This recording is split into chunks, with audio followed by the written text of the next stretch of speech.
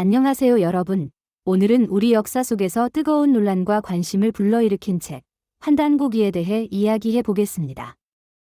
이 책은 고대 한국사를 새롭게 해석하며 한민족의 정체성과 뿌리를 찾으려는 시도로 주목받았습니다. 하지만 동시에 역사적 신뢰성을 둘러싼 논란 속에 끊임없는 비판을 받아왔죠. 과연 환단고기가 어떤 책인지, 그 안에 담긴 메시지는 무엇인지 함께 살펴보겠습니다. 환단고기는 1979년 이유립이 출간한 책으로 고조선, 단군, 북부여, 고구려에 이르는 고대사를 담고 있습니다. 이 책은 1911년 계연수가 정리했다고 알려진 문헌들을 모아 엮은 것으로 기존 역사서에서 다루지 않았던 새로운 이야기를 포함하고 있어 화제를 모았습니다. 특히 환단고기는 단군조선을 단순한 신화가 아닌 실제했던 고대 국가로 재해석하며 한민족의 역사를 단순히 한반도에 국한된 것이 아니라 유라시아 대륙 전체로 확장합니다. 이 과정에서 한국이라는 고대 문명을 세계 최초의 문명으로 묘사하며 한민족이 세계사에서 중요한 역할을 했다는 점을 강조하죠. 환단고기의 주요 주장으로 첫 번째 환국과 배달국으로 이 책은 한민족의 뿌리를 한국이라는 고대 문명에서 찾습니다. 한국은 약 9,000년 전 한반도와 만주 지역에 존재했으며 이후 배달국으로 이어졌다고 주장합니다. 이는 기존 역사서에서 다루지 않았던 파격적인 해석입니다. 두 번째, 단군조선의 재해석으로 단군은 단순한 신화 속 인물이 아니라 고대의 제사장이자 통치자로서 실제 존재했다고 주장합니다. 이를 통해 단군조선의 위상을 대폭 끌어올리며 고대사를 새롭게 조명합니다.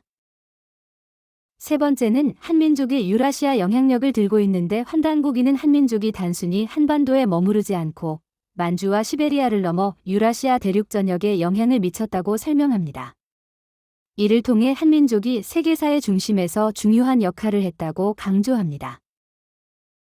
환단고기는 발표 이후 끊임없는 찬사와 비판을 받아왔습니다. 긍정적 평가로는 민족주의 사관의 부활입니다. 환단고기는 일본 식민사관에 의해 축소되고 왜곡된 한민족의 역사를 복원하려는 시도로 평가됩니다.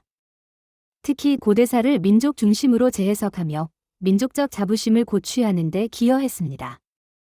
두 번째는 역사 연구의 새로운 계기가 되었습니다.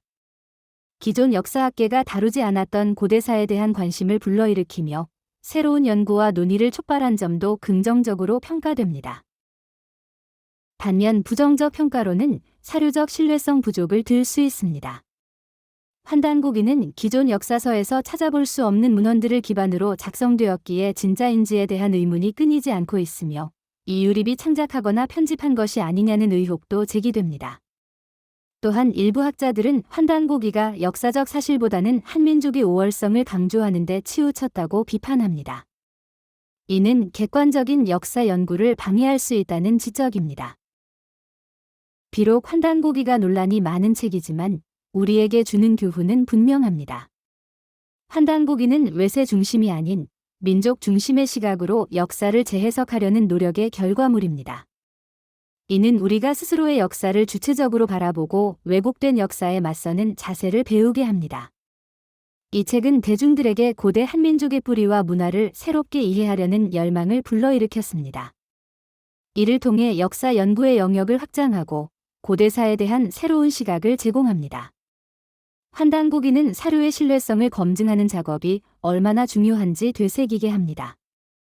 무조건적인 수용이나 배척보다는 비판적 사고를 통해 균형 잡힌 시각을 유지하는 것이 필요합니다. 여러분, 환단고기는 단순히 고대사를 기록하려는 책이 아닙니다.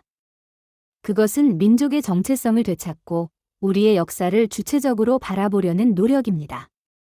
하지만 역사 연구에서 신뢰성과 객관성을 유지하는 것 역시 매우 중요합니다. 오늘의 이야기가 여러분께 고대사에 대한 새로운 시각과 역사를 대하는 비판적 태도를 생각해보는 계기가 되었길 바랍니다. 역사는 과거를 비추는 거울이며 현재와 미래를 준비하는 힘입니다. 그럼 다음에 또 더 흥미로운 이야기로 찾아뵙겠습니다.